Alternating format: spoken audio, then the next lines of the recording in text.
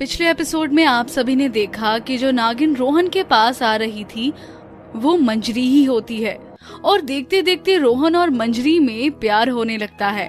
मगर रेखा को एक नौकरानी के साथ रोहन का ये रिश्ता अच्छा नहीं लगता और वो रोहन से मंजरी को दूर करती है।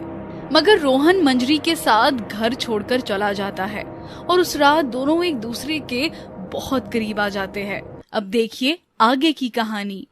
रोहन और मंजरी उस झोपड़ी में सो रहे थे कि तभी मंजरी चुपचाप उठती है और बाहर आकर म्याऊ के सिर पर हाथ फेरती है और मंजरी इधर उधर देखकर नागिन के कपड़ों में आकर जंगल की ओर चली जाती है। मगर छिपकर फिर से कोई मंजरी को देख रहा था। मंजरी के जंगल में जाने के बाद झोपड़ी में अचानक से रेखा आ जाती है और रोहन को उठाती है। अरे माँ, आप इस वक्त यहाँ कैसे? मेरे साथ चल, तुझे कुछ दिखाना है। और रेखा रोहन का हाथ पकड़कर उसे जंगल की ओर ले जाती है। माँ, मगर हम वहाँ जा क्यों रहे हैं? बस 1 मिनट रुक जा और चुपचाप खड़े होकर देखना वो सब जिसके लिए मैं तुझे यहाँ लाई हूँ। और रेखा और रोहन जंगल में एक जगह जाकर रुक जाते हैं। तभी रोहन देखता है कि सामने मंजरी खड़ी होती है। अरे माँ, ये तो मंजरी है। आप इसे दिखाने मुझे यहाँ लाई हो। चलो इसे घर ले चलते हैं, बारिश में भीगने से बीमार पड़ जाएगी। बस चुप करके यहाँ खड़ा रहे और देख तेरी मंजरी का असली सच। और रोहन देखता है कि मंजरी बारिश में नृत्य करते हुए बहुत सुंदर लग रही थी। आखिर रोहन मेरा हो ही गया। आज मैं बहुत खुश हूँ, मुझे जो चाहिए था वो मिल गया। और तभी मंजरी नागिन रूप में आ जाती है और लहरा लहरा कर नाचने लगती है। ये देख रोहन को जोरदार झटका लगता है। ये सब क्या है? देखा तेरी मंजरी का सच। बेटा, ये वही नागिन है जो तेरे पीछे पड़ी थी।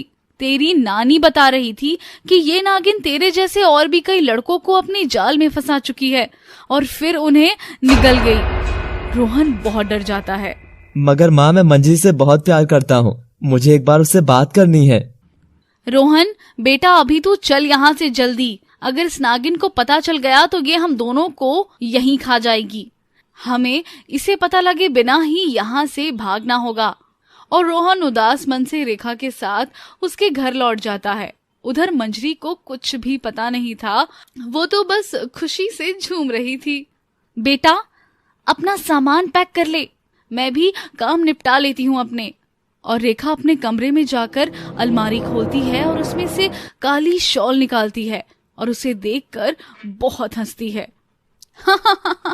हाँ नागिन, वो मैं ही थी जो हर कदम छिपकर तुझे देख रही थी। रोहन उदास होकर अपना सामान पैक करता रहता है। मंजरी, तुमने ऐसा क्यों किया? क्यों? मैंने तुम्हारे लिए अपना घर छोड़ा, तुम एक धोखेबाज नागिन निकली। और रोहन और रेखा नानी को साथ लेकर गाड़ी लेकर हमेशा के लिए निकल जाते हैं। मंजरी जंगल से वापस आकर देखती है तो रोहन को झोपड़ी में नहीं पाती है। ये क्या? रोहन तो यहीं सो रहा था, जरूर कुछ लेने गया होगा। और मंजरी बैठकर रोहन का इंतजार करने लगती है, मगर रोहन नहीं लौटता। 2 दिन तक मंजरी वहीं बैठी रहती है। ये रोहन अभी तक आया क्यों नहीं? और मंजरी खुद जाकर उसके घर पर देखती है तो घर पर कोई नहीं होता और घर एकदम खाली होता है। ये देख मंजरी को सदमा पहुंचता है। क्या रोहन, तुम मुझे छोड़कर चला गया? ऐसा क्यों किया रोहन तुमने? मंजरी गांव वालों से पूछती है। काका, वो शहरी मेम साहब और साहब कहाँ गए? वो तो बिटिया 2 दिन पहले ही शहर वापस लौट गए। ये देख मंजरी की सारी उम्मीद टूट जाती है। इसका मतलब रोहन ने मेरा इस्तेमाल किया। और मंजरी रोते हुए वापस अपने घर लौट जाती है। ऐसे ही दुख में समय बीत जाता है। धीरे धीरे मंजरी मोटी होने लगती है।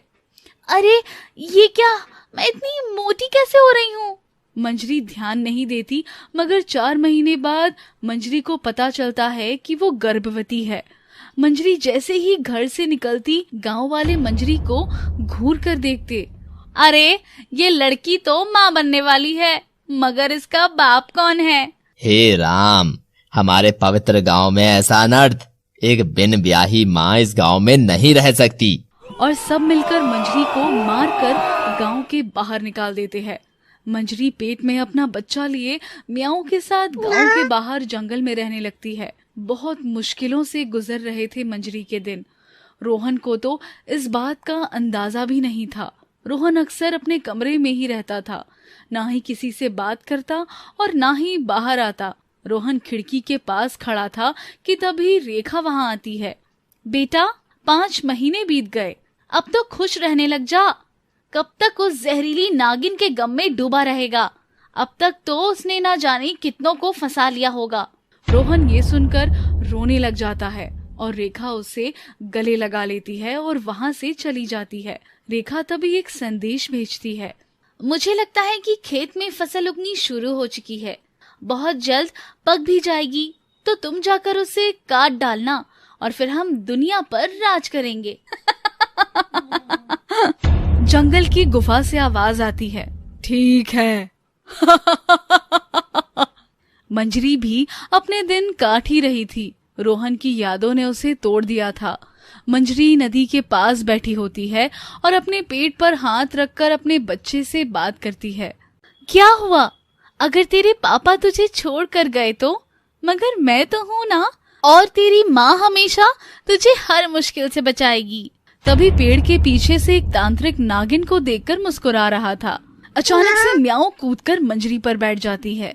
उदास मत हो ना मंजरी, तुम बहुत अच्छी हो, आ जाओ खेलते हैं।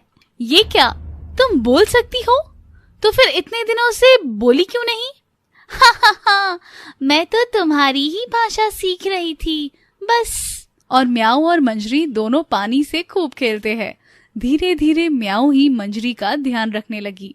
म्याऊ मंजरी के लिए ताजा फल लाती और दूध भी लाती। फिर वो दिन आ गया जब मंजरी को बच्चा होने वाला था।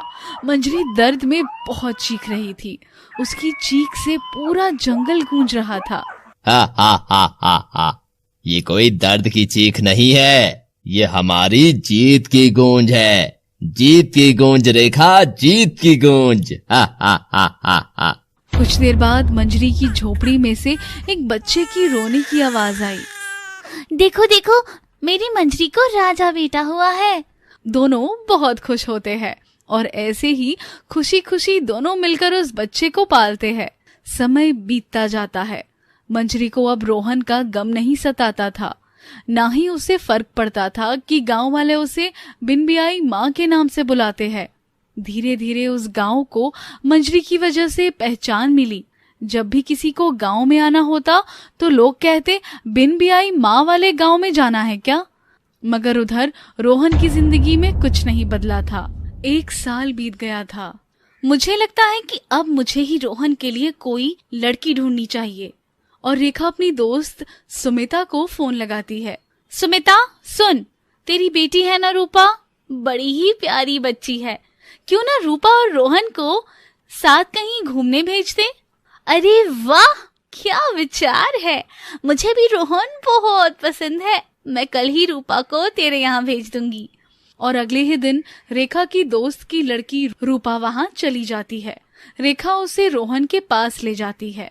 रोहन देख, ये रूपा है, बड़ी ही प्यारी बच्ची है। मैं चाहती हूँ कि तुम दोनों दोस्ती कर लो। माँ, तुम क्या करना चाह रही हो मुझे सब समझ आ रहा है। चुप कर तू, मैंने कह दिया ना, तुझे मेरी कसम है। जा रूपा के साथ जाकर घूम कर आ।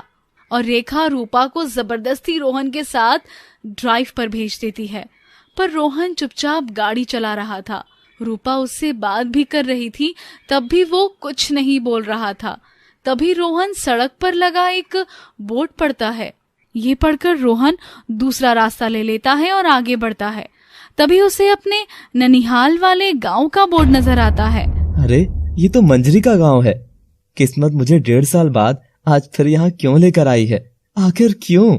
रोहन फिर रूपा की ओर देखता है। मुझे यहाँ एक बार जाना चाहिए। अच्छा रूपा, ये गांव मेरा ननिहाल है, तुम देखना चाहोगी? क्यों नहीं? रोहन आगे का रास्ता एक आदमी से पूछता है। भैया, ये गांव जाने का नया वाला रास्ता कहाँ से है? कौन सा गांव? वो बिन ब्याही माँ वाला गांव का? वो तो भैया सीधे सीधे चले जाओ। बिन ब्याही माँ मतलब? ये तो गांव जाकर आप खुद ही जान जाएंगे कि आजकल के बच्चे कैसे बिगड़ रहे हैं। रोहन को कुछ भी समझ नहीं आता और वो रूपा को गांव ले जाता है। दोनों गाड़ी पार्क कर घूमना शुरू करते हैं। तभी रोहन को जमीन पर पड़ा गोबर नजर आता है और तुरंत उसे मंजरी और उसकी पहली मुलाकात याद आ जाती है। सब चीज कितनी ताजा लग रही है, सब तुमसे कितनी जुड़ी हुई है ना मंजरी। न जाने मैं तुमसे मिल भी पाऊंगा या नहीं। मंजरी अपने बच्चे के साथ बैठी हुई थी कि तभी अचानक उसके बाल हवा में झोंके से उड़ने लगते हैं। मुझे ऐसा क्यों लग रहा है कि रोहन मेरे आसपास ही है। रोहन रूपा को अपने घर में बैठाकर मंजरी को ढूंढने उसी जगह जाता है, मगर मंजरी तो वहां थी ही नहीं। तभी वो गांव वालों की खुसुर फुसुर सुनता है। अरे वो मंजरी, उसने तो गांव को बदनाम कर दिया था, तो हम सब ने निकाल फेंका उसको यहाँ से। तो अब वो कहाँ है? होगी कहीं हमारे गांव की परंपरा तोड़कर रह रही होगी कहीं चैन से बेशर्म। हमें क्या। रोहन को ये जानकर बहुत बुरा लगा। मंजरी, कहाँ हो तुम? किस हाल में हो? अब देखिए अगले भाग में कि क्या रोहन और मंजरी एक हो पाएंगे या रेखा और उस तांत्रिक के बुरे इरादे उन्हें एक नहीं होने देंगे। जानने के लिए देखते रहिए बिन बियाई नागिन माँ का अगला भाग only on love city. Thanks for watching. कहानी जारी रहेगी। कैसा लगा आपको हमारा आज का एपिसोड? हमें लाइक और कमेंट के माध्यम से जरूर बताएं। आगे के एपिसोड देखने के लिए सब्सक्राइब करें हमारा चैनल।